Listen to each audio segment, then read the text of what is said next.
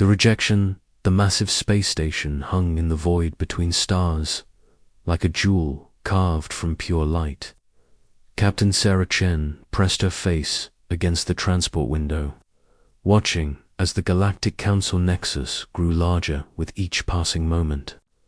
The structure was beyond anything humanity had ever built, stretching for hundreds of kilometers in all directions, its crystalline surfaces reflecting the light of distant stars in patterns that seemed to shift and dance.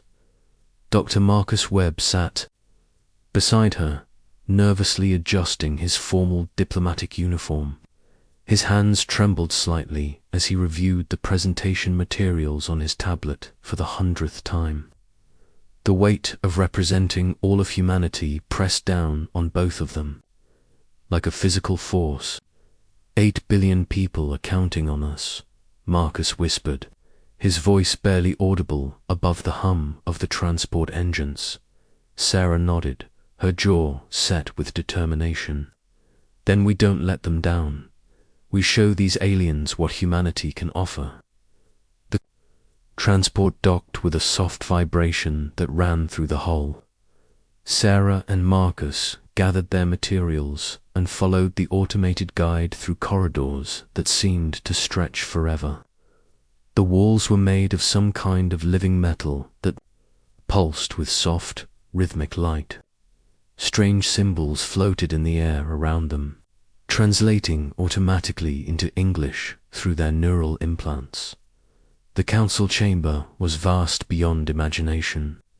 Thousands of beings from across the galaxy sat in tiered sections that rose toward a ceiling lost in shadow.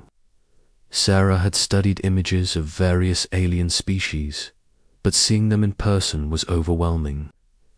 Crystalline beings that looked like living gems sat next to creatures that seemed to be made of pure energy. Insectoid species with multiple arms and eyes clicked and buzzed in their own languages, while aquatic beings floated in specialized environmental suits filled with their native fluids at the center of it all. On a raised platform that seemed to be carved from a single massive crystal sat the Council of 12. These were the most powerful beings in the galaxy, representatives of the oldest and most advanced civilizations. Their leader, Archon Vextal, was a towering crystalline entity whose body refracted light into rainbow patterns that hurt to look at directly. Sarah and Marcus walked to the speaking platform in the center of the chamber. The silence was deafening as thousands of alien eyes focused on them. Sarah felt small and insignificant, but she forced herself to stand tall. She activated her translator and began to speak. Honored members of the Galactic Council, I am Captain Sarah Chen, and this is Dr. Marcus Webb. We come before you today representing the people of Earth, seeking membership in the Galactic Trade Alliance. A sound like wind chimes mixed with grinding metal filled the chamber. The translator informed them that this was laughter. Every alien in the room was laughing at them. Sarah's cheeks burned with embarrassment, but she continued, "We know that. Humanity is young compared to your civilizations. We have only been in space for less than 2 centuries, and our technology may seem primitive by your standards. But we believe we have something valuable to offer." The laughter grew louder. Commander Zorak, a massive insectoid being with 4 arms and compound eyes that reflected the chamber's lights, leaned forward in his seat. When he spoke, his voice was like the sound of grinding stone. "Young humans, your species has been aware of our existence for only 50 years. You have 7 small colonies in your own solar system, while we have controlled thousands of worlds for millennia. Your fastest ships take months to travel distances that our children cross in hours. What could you possibly offer us?" Marcus stepped forward, his earlier nervousness replaced by scientific passion. "Honored Commander, we offer fresh perspectives on old problems. Our scientists have developed new approaches to resource management, terraforming, and energy production that could benefit all species. High Merchant Blix, whose aquatic form floated in a sphere of what looked like liquid starlight, spoke with a voice like bubbling water. Resource management. These are the same beings who nearly destroyed their own planet with pollution and warfare. They want to teach us about managing resources. The mockery continued for hours. Every proposal that Earth had carefully prepared was dismissed with cruel laughter. The aliens pointed out humanity's short lifespan, their limited technology, their violent history, and their small territorial holdings. They treated the humans like children who had wandered into an adult conversation. Sarah noticed that none of the council members actually examined the specific proposals they had brought. They were being dismissed based on assumptions and prejudices, not on the merit of their ideas. The aliens saw only what they expected to see, a primitive species that had nothing to offer. Archon Vextel finally raised one of his crystalline appendages for silence. When he spoke, his voice seemed to come from everywhere at once, resonating through the chamber like the sound of a cathedral bell. Humans, your persistence is ... amusing. But the council has reached its decision. Your species may continue to exist in your solar system. You may engage in limited trade with approved species under strict supervision. But membership in the Galactic Trade Alliance requires a level of development and contribution that your species will not achieve for thousands of years, if ever. Sarah felt something cold settle in her stomach. What would it take for humanity to earn consideration for membership? The Archon's light pulsed in what might have been amusement. Prove that you can contribute something meaningful to galactic civilization. Develop technology that advances our understanding of the universe. Solve problems that have challenged us for millennia.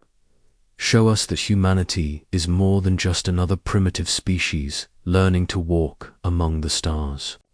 The chamber fell silent, except for the subtle harmonics of alien breathing and the hum of environmental systems. Sarah looked around at the thousands of faces, seeing the same expression on all of them. It was the look of adults humoring a child's unrealistic dreams. Marcus whispered urgently in her ear, "Sarah, we should accept what they're offering. Limited trade rights are better than nothing." But Sarah was thinking about something else. She was thinking about the way the aliens had laughed, the way they had dismissed every human achievement without even looking at the evidence. She was thinking about 8 billion people back on Earth, who had hoped for a place in the galactic community. She straightened her shoulders and looked directly at Archon Vextel. "Thank you for your time and consideration. We will return to Earth with your decision." As they prepared to leave, High Merchant Blix called out, "Do not be discouraged, young humans. In perhaps 10,000 years, you may be ready to join us as junior partners."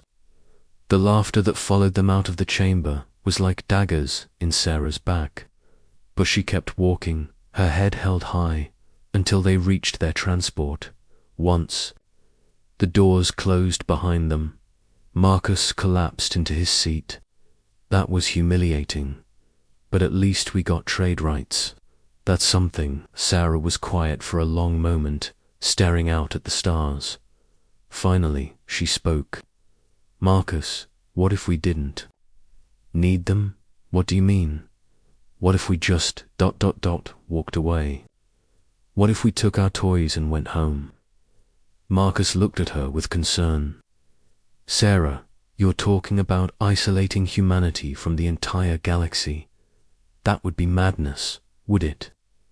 Sarah's voice was getting stronger. "They made it clear that they see us as children. They don't want partners. They want servants. They want us to be grateful for whatever scraps they throw our way." She turned to face him, and Marcus saw something in her eyes that he had never seen before. It was the look of someone who had been pushed too far. What if we showed them what happens when they underestimate humanity? What if we proved that respect isn't something you ask for, but something you earn by walking away when you're not valued? The transport began its journey back toward Earth, carrying two humans who had left as hopeful ambassadors and were returning as something else entirely. They were returning as the architects of humanity's greatest gamble, as the Council Nexus shrank behind them. Sarah activated her secure communication system and sent a priority message to Earth. Mission unsuccessful. Implementing Protocol 7. Prepare for total withdrawal. Back in the council chamber, the aliens were already moving on to other business. The human request had been a minor interruption in their important work. They had no idea that they had just made the biggest mistake in galactic history. They had mocked humanity's demands and dismissed their potential. Now they were about to learn what happened when you underestimated the species that had crawled out of the gravity well of a small blue planet and refused to give up. The galaxy was about to discover that sometimes the most dangerous thing you can do is make someone walk away who never wanted to leave in the first place. The consequences. 6 months after the rejection, President Elena Rodriguez stood in the Situation Room deep beneath Geneva, watching holographic displays that showed the recall of humanity's greatest exodus. Admiral James Park, his weathered face grave with the weight of command, updated her on the operation's progress. The last civilian transport just cleared the Kepler 442 system, Admiral Park reported. All 2.8 million human colonists are now en route to Sol system. The corporate withdrawal is ahead of schedule. Elena nodded, her dark eyes reflecting the soft glow of the tactical displays, and the infrastructure, completely dismantled or destroyed as per Protocol 7. No technology above 20th century Earth standards has been left behind. The aliens will find empty worlds and basic structures, nothing more. Dr. Lisa Thompson, Earth's leading xenobiologist, looked up from her datapad. Madam President, we're already receiving reports of confusion from multiple species. They're discovering that our people didn't just live on those worlds, they were integral to making them function. Elena had been dreading this moment and anticipating it in equal measure. Protocol 7 had been developed years ago as a contingency plan, but no one had ever seriously believed it would be implemented.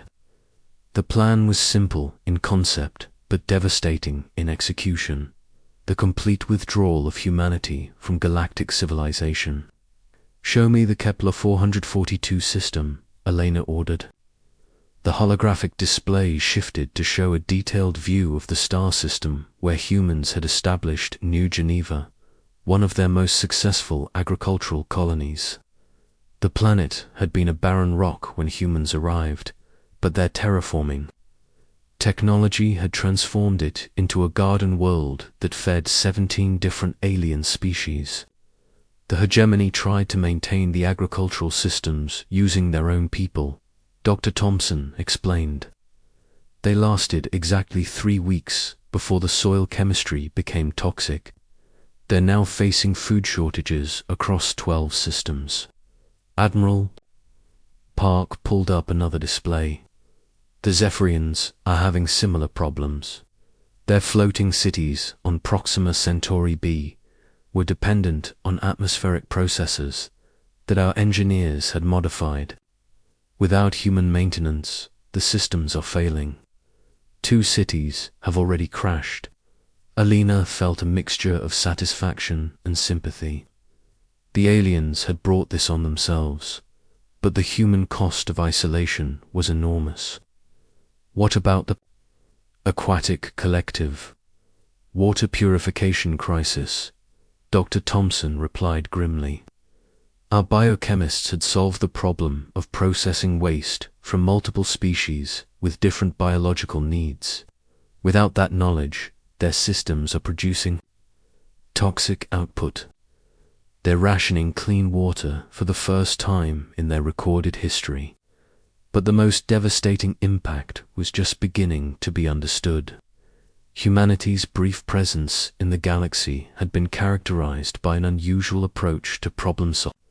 While other species had developed advanced technology through millennia of gradual progress, humans had a talent for finding creative solutions to seemingly impossible challenges. The crystalline hegemony discovered that their computer networks, which had been running at peak efficiency for months, were now operating at less than 30% capacity. Human mathematicians had developed quantum algorithms that optimized their processing power in ways that their own scientists couldn't understand or replicate. The insectoid collective found that their mining operations were becoming unprofitable. Human engineers had designed extraction techniques that increased yield by 400% while reducing environmental damage. Without those innovations, their ancient methods seemed wasteful and destructive. Most shocking of all, the transportation networks that connected the galaxy were becoming unreliable. Humans had developed navigation algorithms that optimized routes for ships carrying multiple species with different atmospheric and gravitational needs. The removal of these systems was causing delays and accidents throughout galactic space. Alina walked to the window that looked out over Lake Geneva, where the lights of the city reflected off the dark water. How long before they realized the full scope of the problem? They're starting to understand now, Admiral Park said. Our intelligence networks report emergency sessions in the council chambers. Multiple species are reporting critical infrastructure failures. Dr. Thompson brought up a new display showing communication intercepts from across the galaxy. The Council is trying to downplay the crisis, but the evidence is overwhelming. Humanity didn't just participate in galactic civilization. We improved it in ways that no one fully understood. The aliens were learning that human creativity and adaptability had quietly made them indispensable. While they had been mocked as primitive and worthless, human scientists and engineers had been solving problems that other species had simply accepted as permanent limitations. Madam President, Admiral Park said, "We're receiving urgent communication. Requests from the Galactic Council.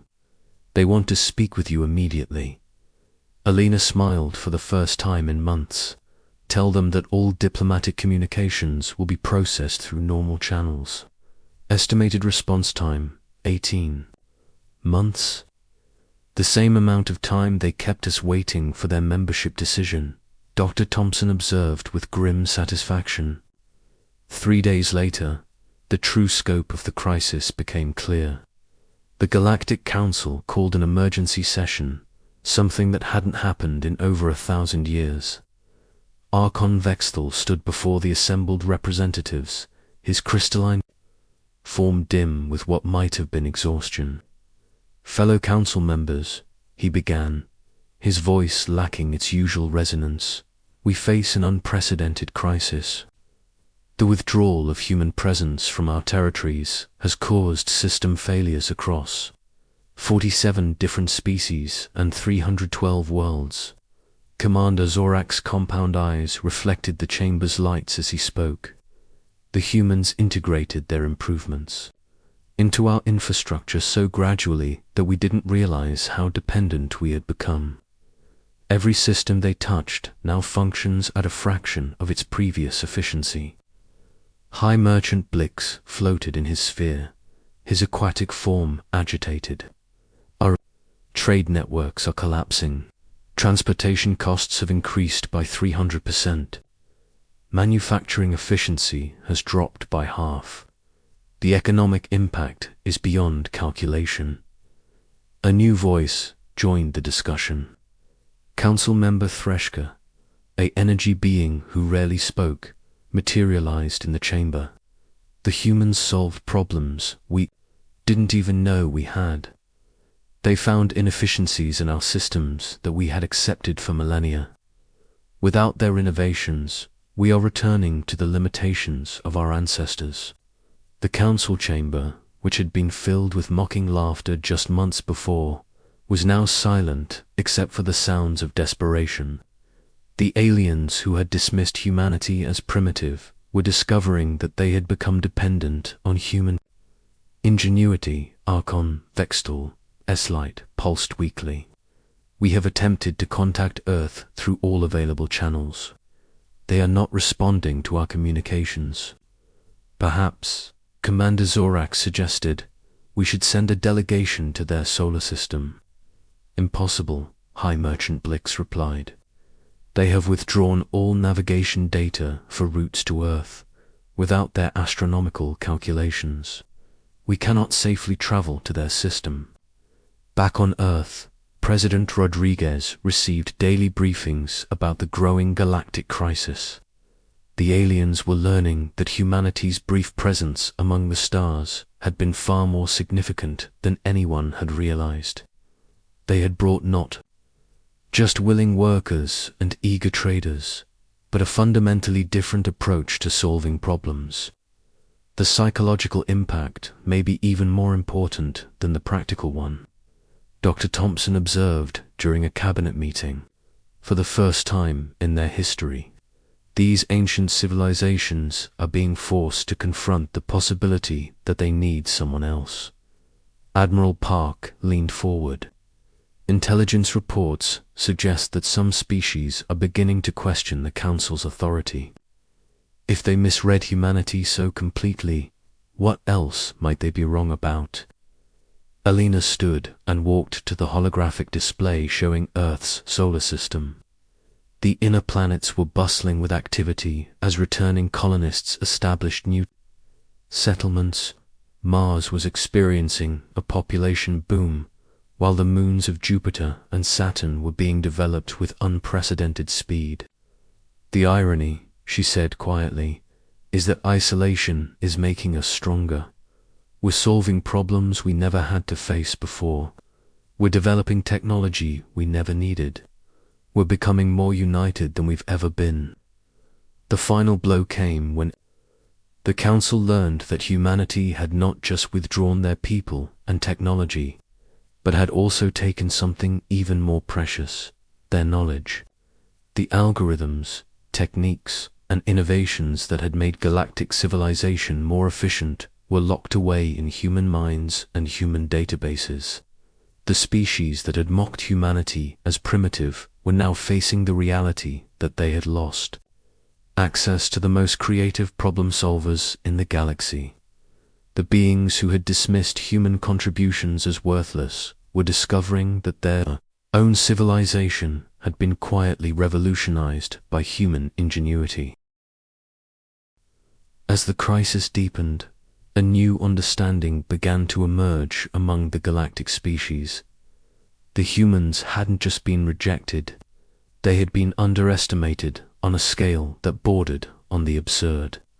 The young species that had seemed so primitive and worthless had possessed something that the ancient civilizations had forgotten, the ability to see problems with fresh eyes and solve them with unconventional methods. The Council's mockery had driven away the most valuable species in the galaxy, and now, as their world struggled with failing systems and collapsing infrastructure, they were learning the true cost of their arrogance.